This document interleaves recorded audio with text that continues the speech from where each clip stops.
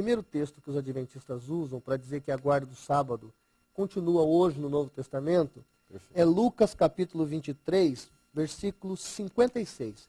Lucas 23, 56. Põe na tela aí, por favor. E voltando elas, prepararam especiarias e ungüentos. E no sábado repousaram conforme o mandamento. Então, os adventistas alegam que essas mulheres, que eram discípulas de Jesus, na sexta-feira prepararam o corpo do Senhor, mas no sábado, quando o sol da sexta findou, já tornou-se sábado, segundo o costume judaico, elas repousaram.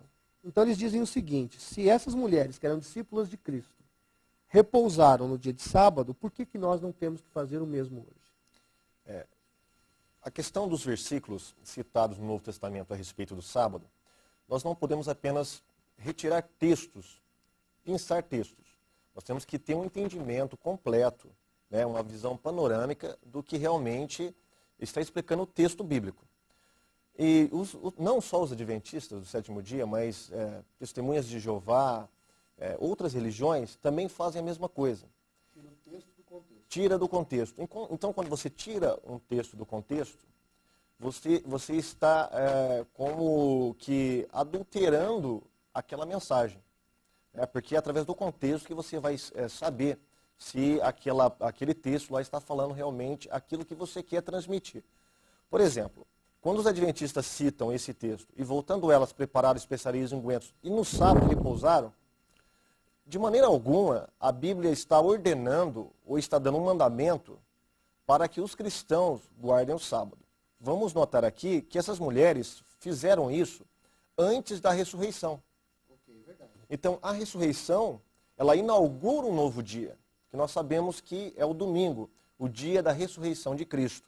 Marcos 16, 9. Perfeitamente. Então, veja bem que essas mulheres, elas não guardaram apenas um mandamento do sábado.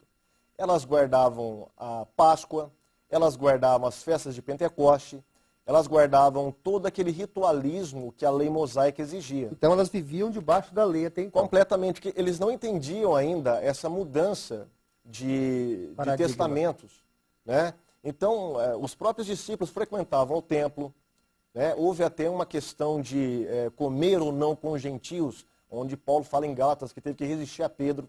Então, veja bem... Houve um processo, essa revelação do Velho para o Novo Testamento. Perfeitamente. Foi um processo. Foi um processo. Então, essas mulheres aqui, elas estão realmente cumprindo o mandamento por entenderem que ainda eles estavam no Antigo Testamento. Nós não entendiam ainda toda a problemática do ministério e da nova dispensação. Até que, com a ressurreição de Jesus, finda-se uma aliança e começa-se uma nova dispensação. Inclusive, Paulo, que vai inaugurar, que vai esclarecer um pouquinho melhor essa questão dos dias. Aproveitando que o senhor citou Paulo aí, eu quero até aproveitar aqui o ensejo e fazer uma outra pergunta, né? Que aqui em Atos capítulo 17, versículo 1º e versículo 2º, se a produção puder colocar aí na tela, por favor, diz assim: e passando por Anfípolis e Apolônia, chegaram a Tessalônica, onde havia uma sinagoga de judeus. E Paulo, como tinha por costume, foi ter com eles, e por 3 sábados disputou com eles sobre as Escrituras. Geralmente os adventistas usam esse texto para dizer, lá, tá vendo? Paulo ia na igreja bem no dia de sábado. Então nós também devemos guardá-lo. O que é que o senhor tem a dizer sobre isso? Esse texto ele vai na mesma linha de raciocínio do outro. Então eles pegam esse texto e tentam demonstrar que o apóstolo Paulo estava entrando na sinagoga para guardar o sábado. Então eles frisam bem essa frase aqui, e tinha por costume. Então eles frisam essa frase e dizem assim, olha, tá vendo, Paulo tinha por costume entrar na sinagoga para guardar o sábado. Mas é isso que o versículo está dizendo? Eu acredito que não. Eu posso até dar um exemplo. Lá em São Paulo, a Igreja Batista de São Paulo, nós temos um pastor amigo nosso, pastor Eduardo, e ele não vai na sinagoga, vai na mesquita toda sexta-feira para evangelizar os muçulmanos.